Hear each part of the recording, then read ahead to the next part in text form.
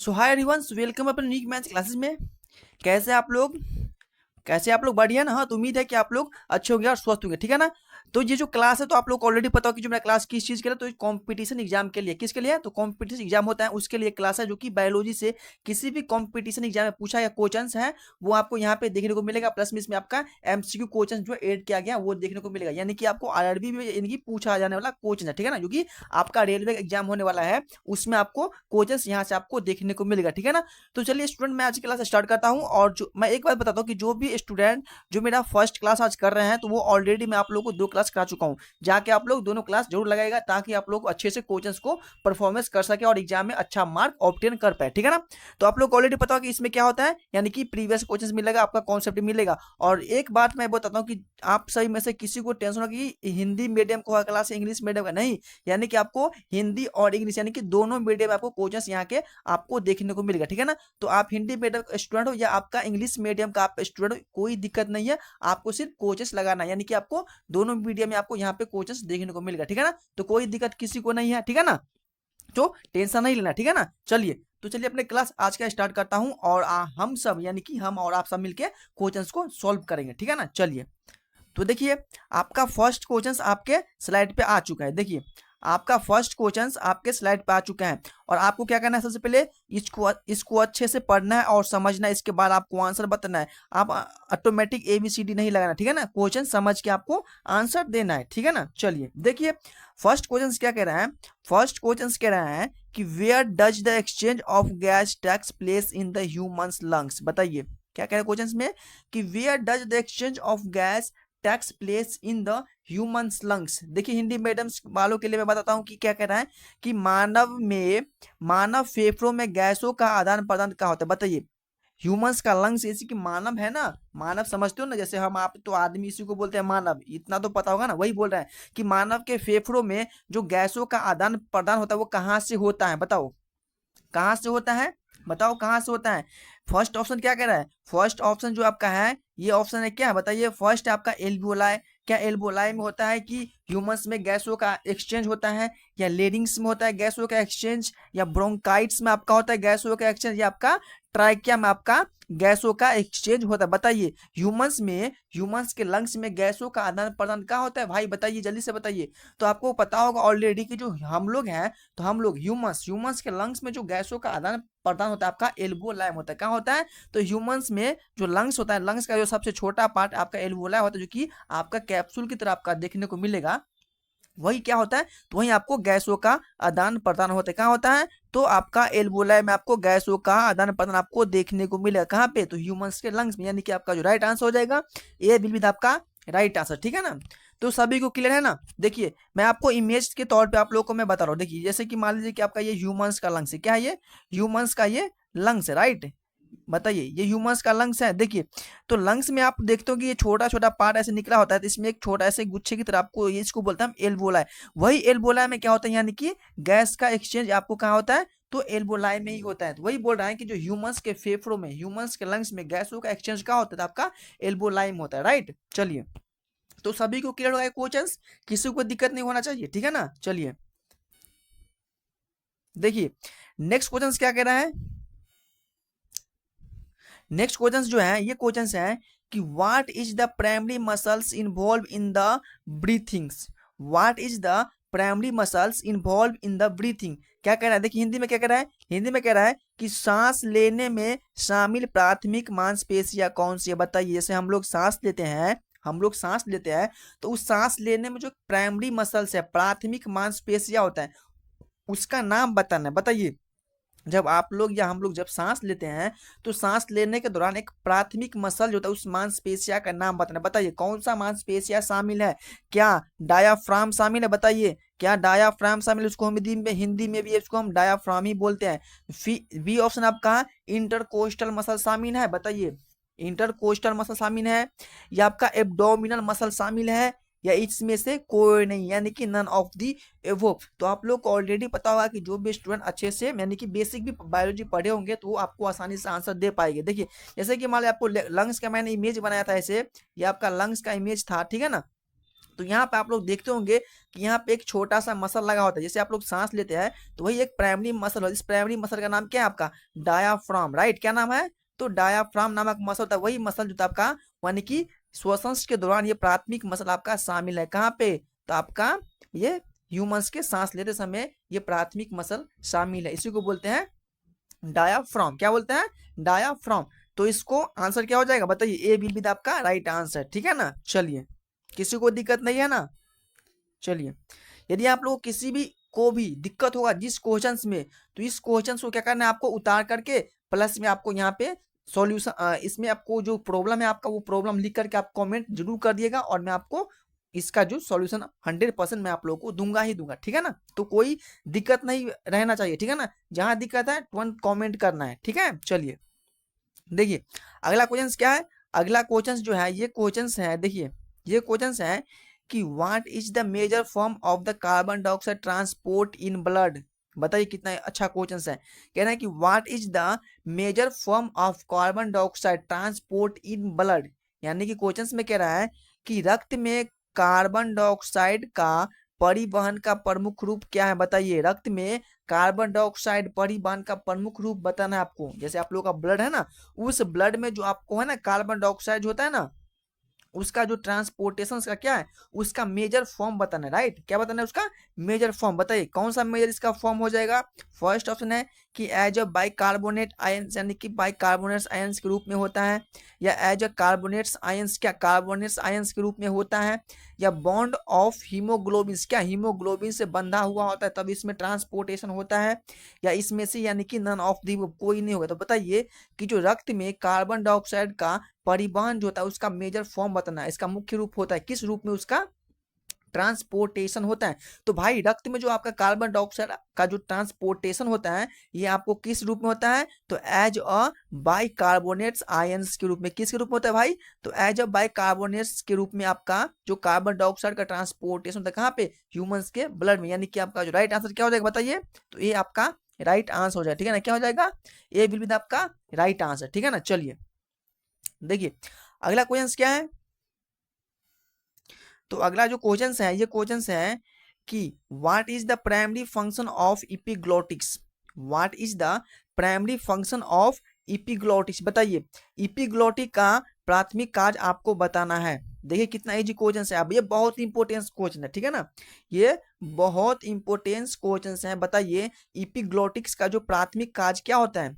इपिग्लोटिक का प्राथमिक कार्य क्या, बताइए प्राथमिक कार्य क्या हो सकता है? फर्स्ट ऑप्शन क्या कह रहा है? तो फर्स्ट ऑप्शन कह रहा है कि prevent food from entering the trachea, यानी कि भोजन को श्वास नली में प्रवेश करने से रोकने का काम करता है एपिग्लोटिक्स। या सेकेंड ऑप्शन कह रहा है कि इंक्रीज ऑक्सीजन लेवल, यानी कि ऑक्सीजन का स्तर बढ़ाने का काम करते हैं आपका एपिग्लोटिक्स। या स्टिमुलेटेड ब्रीथिंग रेट्स, यानी कि वो श्वासन दर को उत्तेजित करने का काम करता है एपिग्लोटिक्स। या इनमें से कोई, यानी कि नन ऑफ दी एबो। तो आप लोग बताइए कि इपिग्लोटिक्स का प्राथमिक कार्य क्या होता है?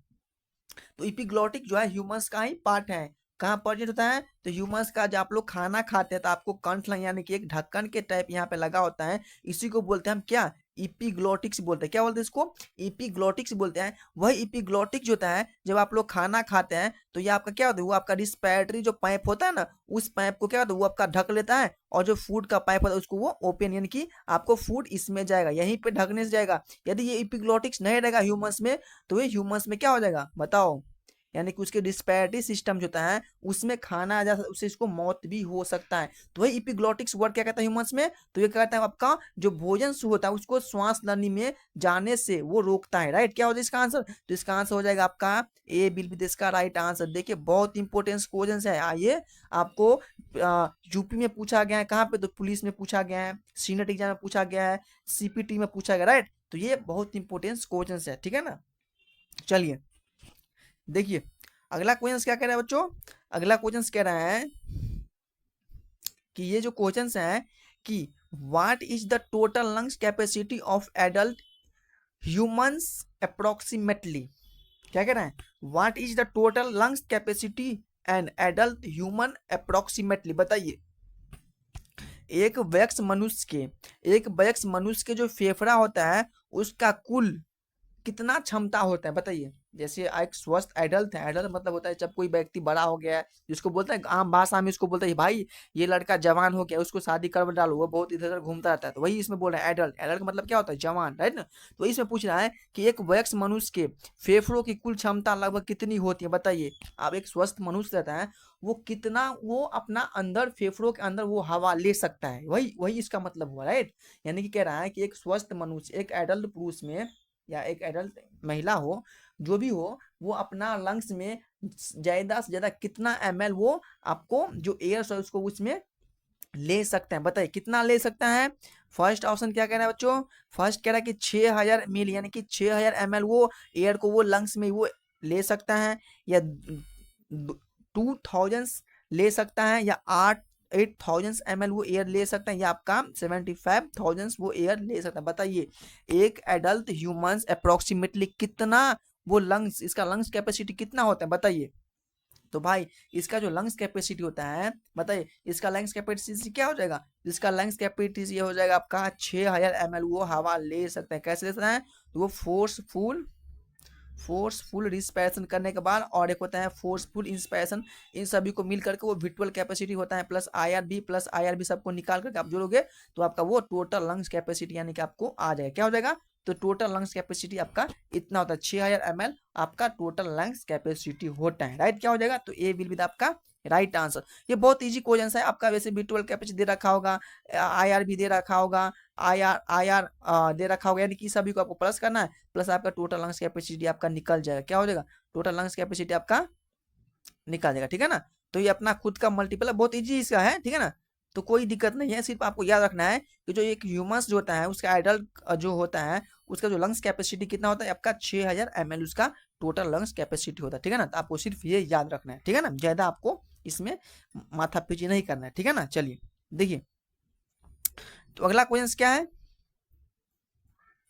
देखिए अगला क्वेश्चन जो है आपका, ये क्वेश्चन कह रहे हैं कि what is the disease that affected the एल्बोलाई, बताइए what is the disease the affected the एल्बोलाई, बताइए इसका क्या हो जाएगा आंसर, कह रहा है क्या, वो कौन सी बीमारी है जो एल्बोलाई को प्रभावित करता है, बताइए ऐसा कौन सा बीमारी है, ऐसा कौन सा बीमारी है जो आपके एल्बोलाई को प्रभावित करते हैं, आपको एल्बोलाई को डैमेज करते हैं, आपके एल्बोलाई पर ही वो आक्रमण करते हैं, बताइए इस बीमारी का नाम, इतना कुछ मैं बोल दिया तो आपको पता होगा, क्या पता होगा बताइए एल्बोलाई के बारे में। तो एल्बोलाई क्या है मेरा, तो यहाँ पे आपका ह्यूमंस में गैस का एक्सचेंज का होता है लंग्स में, तो आपका एल्बोलाई में होता है, और एल्बोलाई में कौन सा बीमारी पकड़ता है वही इसमें पूछा, बताइए कौन सा बीमारी पकड़ता है, एस्थमास पकड़ता है, या ट्यूबरक्लोसिस पकड़ता है, या एम्फाइसीमा पकड़ता है, या आपका ब्रोंकाइटिस पकड़ता है, बताइए कौन सा बीमारी आपका एल्बोलाई को वो अफेक्टेड करता है, आपको डैमेज करता है, ज्यादा प्रभावित कर सकता है।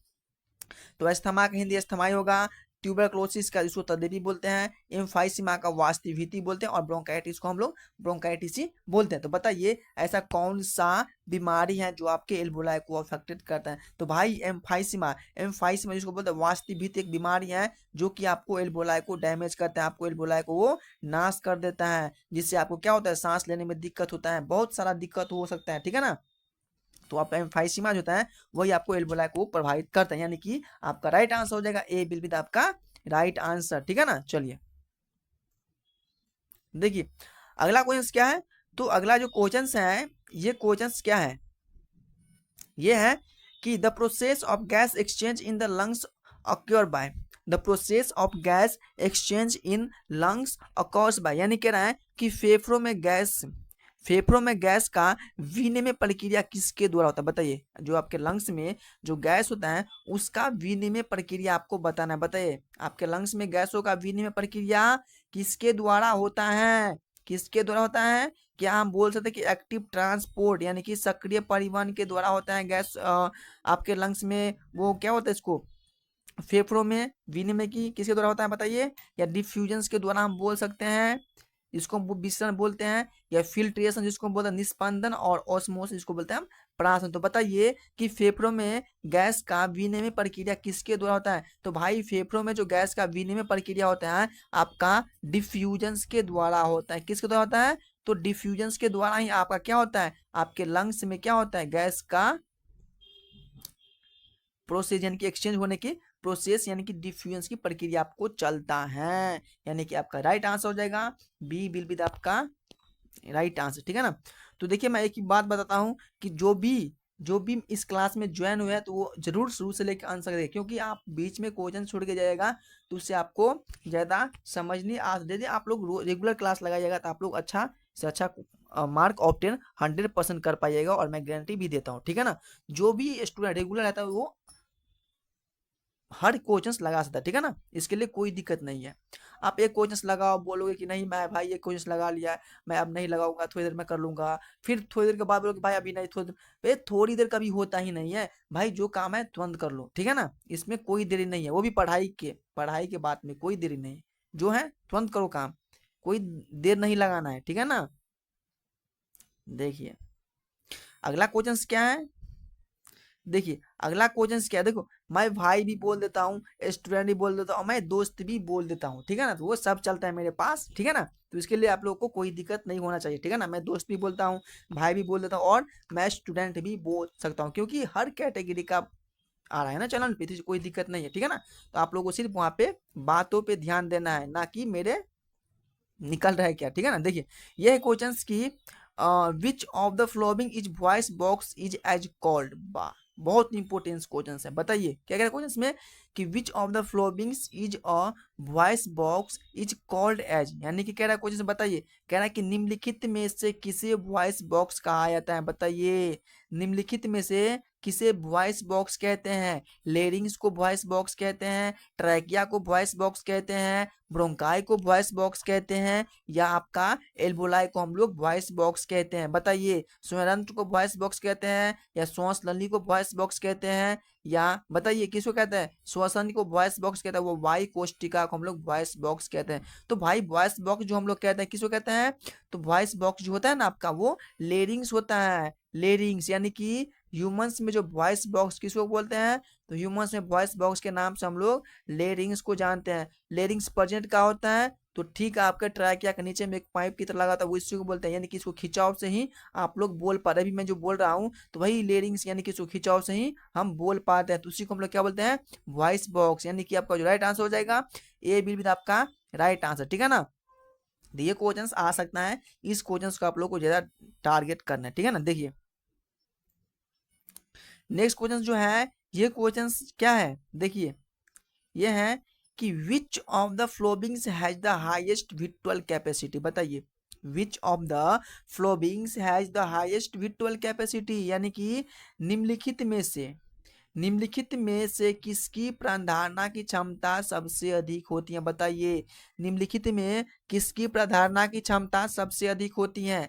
क्या हम बोल सकते हैं कि इन्फेंट यानी कि शिशु की जो प्रधान की क्षमता सबसे अधिक होती है, या एडल्ट को एक वयस्क मनुष्य की जो प्रधारणा की क्षमता सबसे अधिक होती है, हाईएस्ट विट्रोल कैपेसिटी होता है, या एक एथलीट जिसको हम खिलाड़ी के नाम से जानते हैं, इस खिलाड़ी को जो होता है विट्रोल कैपेसिटी हाईएस्ट होता है, या इसमें से आपका कोई नहीं हो जाए, बताओ वो किसका विट्रोल कैपेसिटी सबसे ज्यादा होता है। तो भाई सबसे ज्यादा विट्रोल कैपेसिटी जो होता है आपका वो आपका एथलीट होता है, एथलीट जो खिलाड़ी प्लेयर, वही एथलीट का सबसे ज्यादा विट्रोल कैपेसिटी होता है, यानी कि आपका जो राइट आंसर हो जाएगा क्या हो जाएगा, सी विल बी आपका राइट आंसर, क्या हो जाएगा, तो सी विल बी आपका राइट आंसर, ठीक है ना। तो बताइए आप लोग इतना क्वेश्चंस किया, एक भी क्वेश्चंस में किसी को दिक्कत होना भी नहीं चाहिए, किसी को दिक्कत, ठीक है ना, इतना इजी क्वेश्चंस है, होना भी नहीं चाहिए। देखिए चलिए अगला क्वेश्चन देखिए, तो अगला जो क्वेश्चंस है, ये क्वेश्चंस क्या कह रहा है, देखिए ये क्वेश्चंस कह रहा है कि which antibody is the most commonly involve in the allergic reaction, बताइए कितना इंपॉर्टेंट क्वेश्चन है, क्या कह रहा है क्वेश्चन में कि एलर्जी प्रतिक्रिया में सबसे अधिक शामिल एंटीबॉडी कौन सी होता है, बताइए। तो सबसे पहले बताना कि आप लोग को एलर्जी कहते किसके हैं और एलर्जी होता कैसे है। तो जिस भी स्टूडेंट को एलर्जी के बारे में नहीं पता होगा तो मैं एलर्जी के बारे में थोड़ा सा एक रिव्यू देता हूँ। देखो एलर्जी कैसे होता है, जैसे आप मान लो कि किसी को कोई फ्लावर्स, किसी किसी फूल के सुगंध से किसी को एलर्जी होता है, यदि किसी को मिट्टी से एलर्जी है, किसी को पानी में नहाने से, गंदे पानी में नहाने से एलर्जी हो जाता है, किसी को गंदगी में जाने से एलर्जी होता है, किसी को नीचे में, ऐसे बच्चे लोग देखते हो कि छोटे बच्चे जब नीचे में ऐसे ऐसे घूमते रहते हैं उसको एलर्जी होता है, यानी कि एलर्जी होता है। कोई भी चीज से एलर्जी हो सकता है, किसी को छींकने से किसी को एलर्जी हो सकता है, राइट। तो वही आपका एलर्जी होता है। तो वही पूछ रहा है कि जब आप लोग को एलर्जी होता है तो एलर्जी में सबसे ज्यादा कौन सा एंटीबॉडी शामिल होता है, बताइए कौन सा एंटीबॉडी एलर्जी में सबसे ज्यादा शामिल होता है भाई। तो भाई हम बोल सकते हैं कि आईजी टाइप्स का जो एंटीबॉडी होता है वो सब ज्यादा शामिल होता है, या आईजीएम टाइप्स का जो होता है वो शामिल होता है, या आईजीए टाइप्स का एंटीबॉडी शामिल होता है, या आपका आईजीजी टाइप्स का एंटीबॉडी आपका एलर्जी में शामिल होता है। तो एलर्जी में जो होता है ना एंटीबॉडी शामिल, वो आपका आईजी यानी कि आईजी एंटीबॉडी होता है, उसी के कारण आपको एलर्जी होता है, किसी कारण। तो आईजीए टाइप्स का एंटीबॉडी के कारण ही आपको एलर्जी होता है, यानी कि राइट आंसर क्या हो जाएगा बताओ, A will be the right answer, right क्या हो जाएगा, ए विल बी द आपका राइट आंसर। चलिए देखिए अगला क्वेश्चन जो है, ये क्वेश्चन कह रहा है कि the major function of lymph node is, the major function of lymph node is, यानी कह रहा है कि लिम्फ नोड का प्रमुख कार्य क्या है? बताइए लिम्फ नोड का प्रमुख कार्य क्या है, बताइए जल्दी से बताइए, लिम्फ नोड का प्रमुख कार्य क्या है भाई। लिम्फ नोड का प्रमुख कार्य ये हो सकता है, बताओ जरा। फर्स्ट ऑप्शन क्या कहना है, फिल्ट्रेशन पैथोजेंस फ्रॉम लिम्स, यानी कि परनालिका, पर लसिका लिखा, पर लसिका से रोगाणु को निस्पंदन, निस्पंदन का मतलब होता है फिल्ट्रेशन, क्या होता है निस्पंदन का मतलब फिल्ट्रेशन। वही पूछ रहा है कि जो फिल्ट्रेशन पाइथोजेंस फ्रॉम लिम्स, क्या लसिका से, पर लसिका से रोगाणु को फिल्ट्रेशन करना, या स्टोर रेड ब्लड सेल, यानी कि कह रहा है कि संगठित लाल कोशिका, या प्रोड्यूस इंसुलिन, यानी कि इंसुलिन का उत्पादन करता है आपका लिम्फ नोड, या आपका सिक्रीशन डाइजेस्टिव एंजाइम, यानी कि पाचन एंजाइम का सावन आपका कहता है लिम्फ नोड। तो भाई पाचन एंजाइम को साबित करता है स्टोमच में, जो कि आपका HCl होता है, जिसको बोलते हैं हाइड्रोक्लोरिक एसिड, क्या बोलते हैं हाइड्रोक्लोरिक एसिड, जो कि आपका स्टोमच में रिलीज होता है, क्या होता है तो स्टोमच में रिलीज होता है। यहाँ पे क्या कह रहा है, तो यहाँ पे कह रहा है कि लिम्फ नोड का प्रमुख कार्य क्या है, तो लिम्फ नोड का प्रमुख कार्य आपका होता है फिल्ट्रेशन पैथोजेंस फ्रॉम लिम्स, यानी कि क्या होता है इसका आंसर, यानी कि परलसिका से रोगाणु को वो आपका फिल्ट्रेट करने का काम करता है, कौन तो लिम्फ नोड काम करता है, ठीक है ना। तो ये आपका राइट आंसर बैठता है, ठीक है ना, क्या होता है, तो ये आपका राइट आंसर बैठ रहा है। चलिए देखिए अगला क्वेश्चन क्या है, तो अगला जो क्वेश्चन है ये है कि which of the following cell are responsible for producing antibody, which of the following cell are responsible for producing antibody, यानी कि निम्नलिखित में से कौन सी कोशिका एंटीबॉडी बनाने के लिए जिम्मेदार होते हैं, बताओ निम्नलिखित में से कौन सा कोशिका एंटीबॉडी बनाने के लिए जिम्मेदार होता है, बताओ बच्चों कौन सा कोशिका होता है जो कि एंटीबॉडी बनाने के लिए जिम्मेदार होता है, कौन सा होता है, टी सेल आपका एंटीबॉडी बनाता है, या बी सेल बनाता है, या माइक्रोफेज बनाता है, या आपका न्यूट्रोफिल्स आपका एंटीबॉडी बनाता है, बताओ कौन सा कोशिका आपका एंटीबॉडी बनाने के लिए वो रिस्पॉन्सिबल होता है, जिम्मेदार होता है। तो भाई एंटीबॉडी बनाने के लिए जो आपका कोशिका होता है आपका, वो बी सेल नामक जो कोशिका होता है वही आपका एंटीबॉडी बनाने के लिए जिम्मेदार होता है, कौन सा, तो बी सेल नामक जो कोशिका होता है वही आपका एंटीबॉडी बनाने के लिए जिम्मेदार होता है, यानी कि आपका जो राइट आंसर हो जाएगा ये बी विल बी द आपका राइट आंसर, क्या हो जाएगा, तो बी विल बी द आपका राइट आंसर, ठीक है ना, क्लियर, बताइए क्लियर है ना। चलिए देखिए देखिए मैं टाइम इसलिए नहीं लेता हूँ क्योंकि कम टाइम में ज्यादा क्वेश्चन, यानी कि कम समय में ज्यादा सफलता, तो वही मैं कर रहा हूँ, कम टाइम लेता हूँ और ज्यादा क्वेश्चन मैं इसलिए मैं ज्यादा टाइम एक क्वेश्चन पे नहीं ले रहा हूँ, ठीक है ना। तो आप लोग को इस पे ध्यान नहीं देना है, आपको सिर्फ क्वेश्चन पे ध्यान देना है। देखिए नेक्स्ट क्वेश्चन है कि the largest lymphoid organs in humans body, the largest lymphoid organs in the humans body, बताइए कि मानव शरीर में सबसे बड़ा लसिका अंग कौन सा है, बताइए मानव शरीर में सबसे बड़ा लसिका अंग कौन सा है। क्या हम बोल सकते हैं कि स्प्लीन हो जाएगा, क्या हम बोल सकते हैं कि थाइमस हो सकता है? क्या हम बोल सकते हैं कि लिम्फ, या इसमें से कोई नहीं? स्प्लीन्स को पिलिया बोलते हैं, थाइमस को थाइमस ही कहेंगे, और लिम्फ को हम लोग लसिका बोलते हैं। बताइए कि मानव शरीर में सबसे लसिकावत अंग कौन सा है? तो भाई मानव शरीर में जो सबसे बड़ा लसिका अंग है आपका, वो कौन सा है? स्प्लीन है। कौन सा है? तो स्प्लीन जो है वही आपका ह्यूमन बॉडी का जो होता है ना सबसे बड़ा, यानी कि सबसे लार्जेस्ट लिम्फोइड ऑर्गन है। यानी कि ह्यूमंस बॉडी का सबसे लार्जेस्ट लिम्फोइड ऑर्गन कौन सा है? तो भाई आपका सबसे बड़ा हो जाएगा स्प्लीन, जो होता है वो आपका ह्यूमंस बॉडी का सबसे लार्जेस्ट लिम्फोइड ऑर्गन है। राइट, क्या हो जाएगा? ये आपका राइट आंसर क्या हो जाएगा? तो ए विल बी आपका राइट आंसर। ठीक है ना? चलिए देखिए अगला क्वेश्चन क्या है। अगला क्वेश्चन जो है ये कह रहा है कि which immunoglobin is the first to respond during on infections. Which immunoglobin is the first to the responsible during on infections, यानी कह रहा है कि संक्रमण के दौरान कौन सा इम्यूनोग्लोबिन सबसे पहले प्रतिक्रिया करता है? बताइए संक्रमण के दौरान ऐसा कौन सा इम्यूनोग्लोबिन है जो सबसे पहले उस पर रिएक्ट करता है? बताइए कौन सा करेगा? आईजीए करता है। बताइए आईजीए हो जाएगा, या आईजीई नामक एंटीबॉडी जिसको बोलते हैं वही एंटीबॉडी यही है। आईजीजीए नामक हो जाएगा, या आईजीई नामक एंटी, आईजी आपका एलर्जी में हो जाएगा। किस में हो जाएगा? आईजी आपका एलर्जी में हो जाएगा। बताइए ऐसा कौन सा एंटीबॉडी है जो आपका संक्रमण के दौरान वो आपका प्रतिक्रिया करता है? बताइए कौन सा एंटीबॉडी हो जाएगा? बताइए ब्रो कौन सा हो जाएगा? तो भाई देखिए आईजीएम नामक जो एंटीबॉडी होता है वही आपका संक्रमण के दौरान सबसे पहले प्रतिक्रिया करता है। क्या करता है? वो रिस्पॉन्ड करता है, उसको तुरंत वो इन्फेक्शन करने का वो काम करता है। ठीक है ना? इन्फेक्ट समझ तो ना? हाँ, वही करने का वो काम करता है। कौन हो जाएगा? तो आईजीए नामक एंटीबॉडी। राइट आंसर क्या हो जाएगा?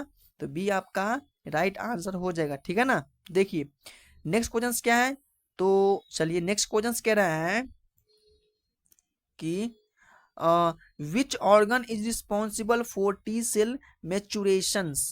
विच organs is responsible for T cell maturations, यानी कह रहा है क्वेश्चन में कि टी कोशिका को परिपक्व होने के लिए कौन सा अंग जिम्मेदार होता है? वही कह रहा है कि टी कोशिका को परिपक्व होने के लिए कौन सा अंग जिम्मेदार होता है? बताइए यानी कि टी सेल को मिच्योर होने के लिए कौन सा अंग उसको भरण पोषण करता है, उसका जिम्मेदार होता है? जैसे मान लीजिए कि आप लोग छोटे बच्चे होंगे तो आप लोग को भरण पोषण के लिए कौन जिम्मेदार था? तो भाई हम लोग जब छोटे थे तो मेरी मम्मी पापा, तो सबसे ज्यादा किसका ध्यान रहता था? तो मम्मी का, यानी कि मम्मी ही मेरा ज्यादा भरण पोषण करते थे। पापा का काम था वो अपना पैसा इकट्ठा करके लाना, घर को चलाना, और जो सारा रिस्पॉन्सिबल घर का माँ ही करता था। राइट, तो वैसे बोल रहा है कि जो टी कोशिका होता है उसके परिपक्व, उसको मिच्योर होने के लिए कौन सा अंग जिम्मेदार होता है? आपको बड़ा करने के लिए सबसे बड़ा रोल किसका है इसमें? तो सबसे बड़ा रोल किसका है? तो मम्मी का है। मम्मी आपका ज्यादा से ज्यादा भरण पोषण आपको किया है। यानी कि आजकल का ऐसा जमाना हो गया है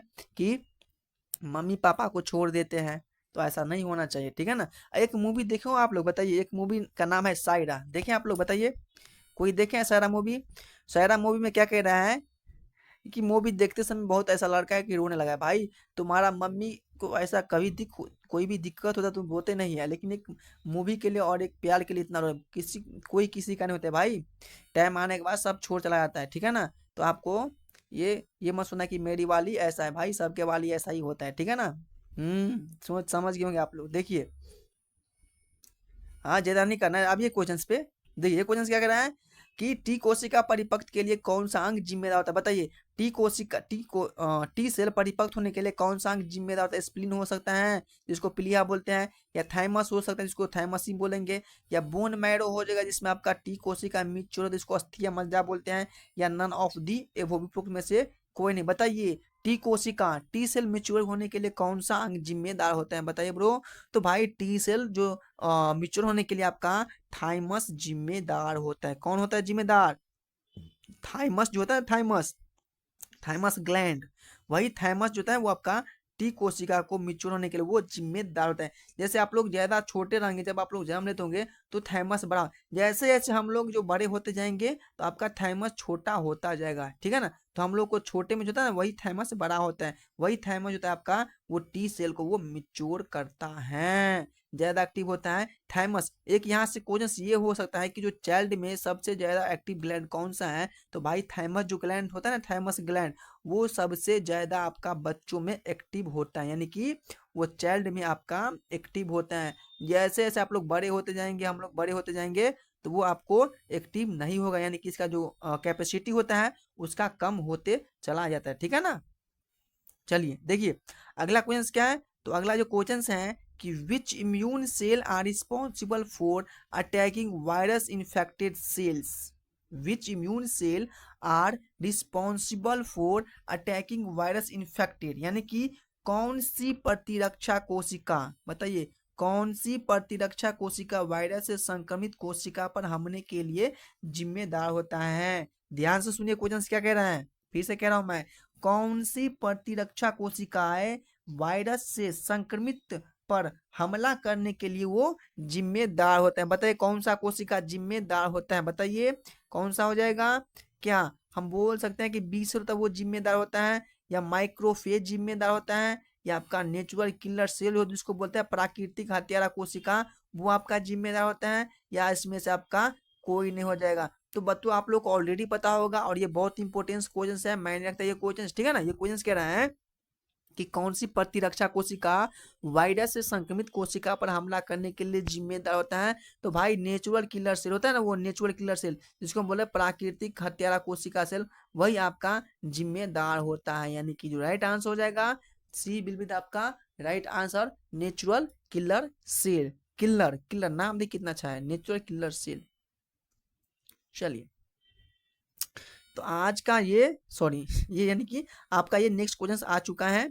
मैं ये बोलने वाला था कि आज का ये लास्ट क्वेश्चन है, बट अभी लास्ट है नहीं, अभी 5-7 क्वेश्चन अभी और हैं, ठीक है ना। चलिए देखिए ये क्वेश्चन का सॉरी ये क्वेश्चन जो है कि which hormones play a key role immune response sorry suspensions, बताइए which hormones play a key role immunity सुप्रेशंस, यानी कि कौन सा हार्मोन प्रतिरक्षा दमन में महत्वपूर्ण भूमिका निभाता है, बताइए कौन सा हार्मोन जो है वो आपका प्रतिरक्षा, बताइए ना कौन सा हार्मोन, ऐसा कौन सा हार्मोन है जो कि आपका प्रतिरक्षा दमन में महत्वपूर्ण भूमिका निभाते हैं, कौन सा हार्मोन है, टेस्टोस्टेरोन हार्मोन्स हैं जो बहुत भूमिका निभाते हैं, या एस्ट्रोजन नामक हार्मोन भूमिका निभाएंगे, या प्रोजेस्टेरोन नामक हार्मोन भूमिका निभाएंगे, या आपका कोर्टिसोल नामक हार्मोन जो होता है वो आपका भूमिका निभाते हैं।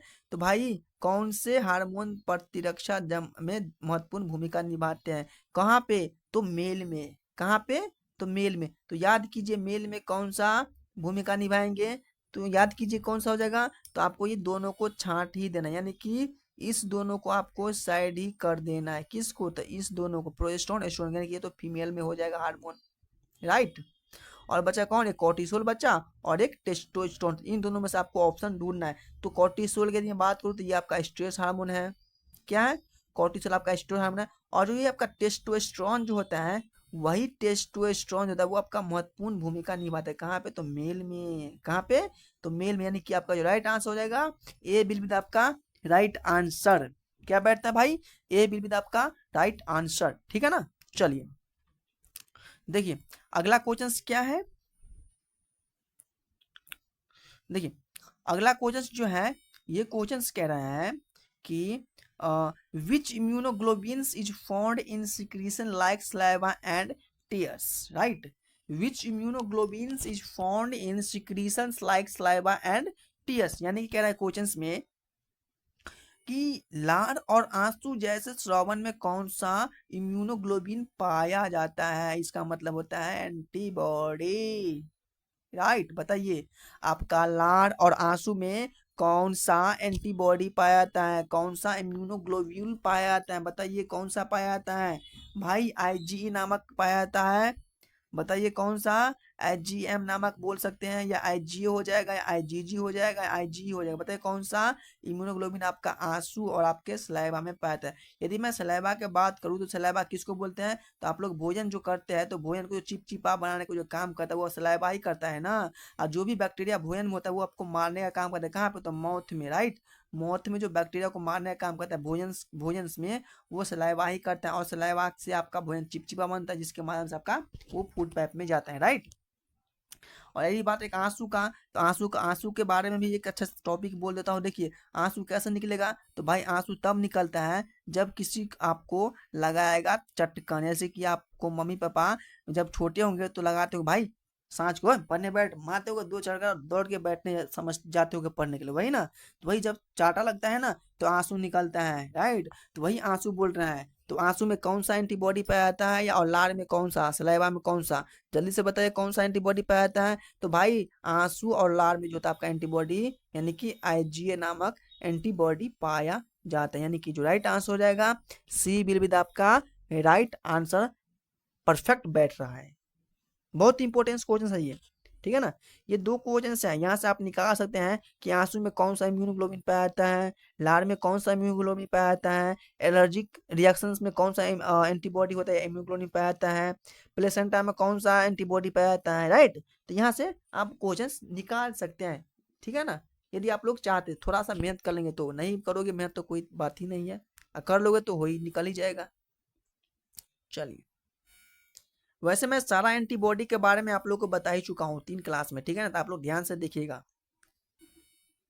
देखिए नेक्स्ट है कि which immune cell primary responsible for allergic reactions, which immune cell primary responsible for allergic reaction. बताइए कि आपका एलर्जिक प्रतिक्रिया के लिए मुख्य कौन सी प्रतिरक्षक कोशिका जिम्मेदार होता है। बताइए एलर्जी के लिए कौन सा एंटीबॉडी जिम्मेदार होता है, तो IgE नामक एंटीबॉडी जिम्मेदार होता है। एलर्जी रिएक्शन में कौन सा सेल जिम्मेदार होता है, वो इसमें पूछ रहे हैं। बताइए कौन सा सेल जिम्मेदार होता है, कौन सा सेल जिम्मेदार होता है, मास्ट सेल जिम्मेदार होता है, मास्ट कोशिका इसको बोल सकते हैं, मोनोसाइट को मोनोसाइट ही बोलेंगे, न्यूट्रोफिल्स को न्यूट्रोफिल्स ही बोलेंगे, और डेंड्राइट सेल को हम लोग डेंड्रिक्स कोशिका ही बोलते हैं। तो बताइए कौन सा कोशिका जिम्मेदार होता है आपका एलर्जी रिएक्शंस के लिए। भाई आपका एलर्जी रिएक्शंस के लिए आपका मास्ट सेल जिम्मेदार होता है। कौन सा सेल, तो मास्ट सेल आपका एलर्जी रिएक्शन के लिए जिम्मेदार है। और कौन सा एंटीबॉडी, तो IgE नामक एंटीबॉडी एलर्जी रिएक्शन के लिए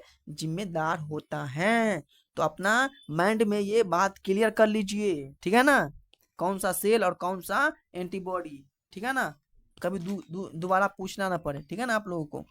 देखिए अगला क्वेश्चन क्या है, तो अगला जो क्वेश्चन है, ये क्वेश्चन कह रहा है, क्या कह रहे हैं, तो पढ़ रहा होता रहा हूँ। देखिए ये है कि which types of immunity, which types of immunity, क्या हो गया इसको, एक मिनट रुकिए।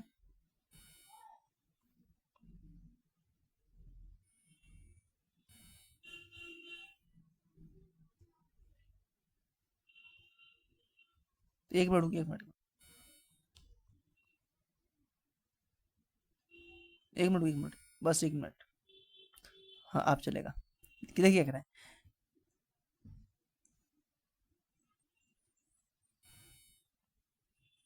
क्या हो गया इसको, एक मिनट भाई,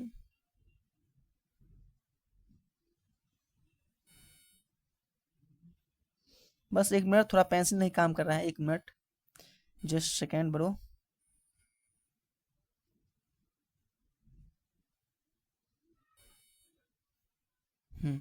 चलिए ठीक हो गया। देखिए क्या है क्वेश्चन, कि which types of immunity present from birth. बताइए which types of immunity present from birth, यानी कह रहा है कि जन्म से किस प्रकार की प्रतिरक्षा मौजूद होता है। बताइए जब हम लोग जन्म लिए होंगे तो उसी समय से किस प्रकार का जो प्रतिरक्षा होता है, किस प्रकार की इम्यूनिटी प्रेजेंट है। बताइए कौन सा इम्यूनिटी प्रेजेंट होता है, तो आईनेट इम्यूनिटी बोल सकते हैं। आईनेट इम्यूनिटी जिसको बोलते हैं जन्मजात प्रतिरक्षा, एक होता है पैसिव इम्यूनिटी जिसको बोलते हैं निष्क्रिय प्रतिरक्षा, एक होता है एक्टिव इम्यूनिटी जिसको बोलते हैं सक्रिय प्रतिरक्षा, और एक होता है एक्वायर्ड इम्यूनिटी, जिसको बोलते हैं अर्जित प्रतिरक्षा। बताइए ऐसा कौन सा इम्यूनिटी है जो कि हम लोग के बॉडी में जन्म से प्रेजेंट है? कौन सा? जब हम लोग जन्म लिए होंगे तो उसी समय प्रेजेंट हो गया होगा। बताइए कौन सा इम्यूनिटी, कौन सा हो जाएगा? तो भाई जन्मजात प्रतिरक्षा उसको बोलते क्या है, यानी कि क्वेश्चंस में इसका आंसर बोल रहा है जन्मजात नामक जो इम्यूनिटी होता है आइनेट इम्यूनिटी, वही आइनेट इम्यूनिटी हम लोग को बॉडी में जब हम लोग जन्म लिए होंगे तभी से प्रेजेंट है, यानी कि क्या हो जाएगा? तो आइनेट इम्यूनिटी, यानी कि आंसर बताओ तो ये आपका राइट आंसर बैठता है। ठीक है ना? चलिए देखिए अगला जो क्वेश्चन है ये है कि which types of cell, which types of cell, which types of cell help active B cells, which types of T cell help active B cell, यानी कि किस प्रकार की टी कोशिका सक्रिय बी कोशिका को मदद, बताइए ऐसा कौन सा टी कोशिका है जो बी कोशिका को मदद करता है? बताइए बताइए ऐसा कौन सा टी कोशिका है जो बी कोशिका को मदद करता है? हेल्पर टी सेल मदद कर सकता है जिसको बोलते हैं हेल्पर टी कोशिका, मेमोरी सेल जिसको बोलते हैं होता है मेमोरी टी कोशिका, साइटोटिक टी सेल जिसको बोलते इसको साइटोटिक टी कोशिका बोलेंगे, एक होता है रेगुलेटरी टी सेल जिसको बोलते हैं नियामक टी कोशिका। बताइए ऐसा कौन सा हेल्पर टी सेल है, ऐसा कौन सा टी सेल है जो हेल्प करता है बी सेल को एक्टिव करने के लिए? एक्टिव मतलब समझो उसको काम करने के लिए उसको पीछे से धक्का देता है, जैसे समझते हो ना आप लोग, ऐसा एक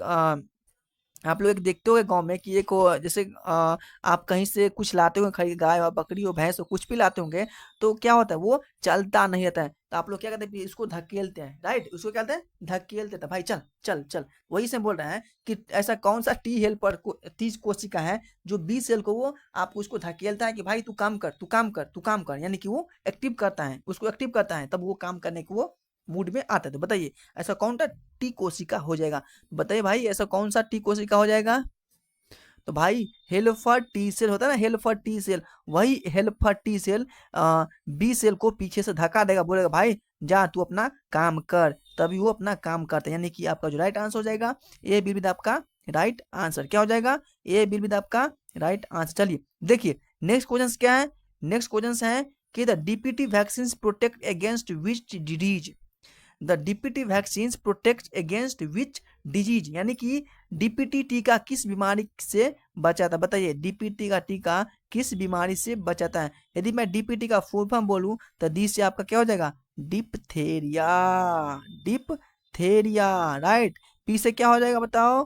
पी से हो जाएगा परट्यूसिस, क्या हो जाएगा? परट्यूसिस। और टी से क्या हो जाएगा बताओ?